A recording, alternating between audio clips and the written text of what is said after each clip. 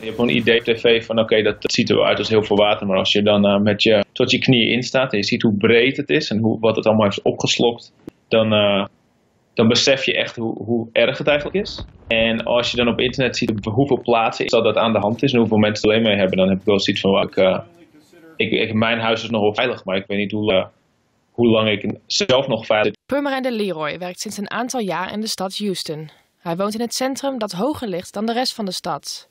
De schade bij hem valt mee, maar elders in Houston is de ramp niet te overzien. Dan zie je gewoon dat het complete gebouw onder water staan.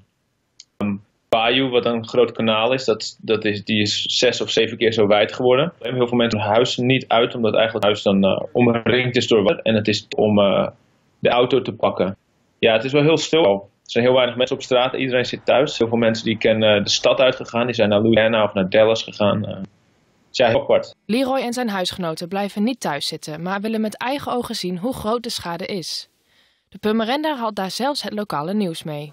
We waren eigenlijk gewoon een beetje aan het rondfietsen om te kijken wat is hier in de hand. We zagen wat auto's die onder stonden. En er was een nieuws. En daar was een camera crew gewoon de bayou aan het filmen hoe die aan het stijgen was. En ze hadden waarschijnlijk wat footage van mij toen ik langs fietste. En zo kwam dat opeens op tv. Het ziet er voorlopig niet best uit voor Houston. De komende dagen wordt er nog veel meer regen verwacht. Ik hoop niet dat het nog veel erger wordt. De voorspellingen fluctueren heel erg, maar het gaat zelf wel meer worden. En daar ben ik wel een beetje bang voor.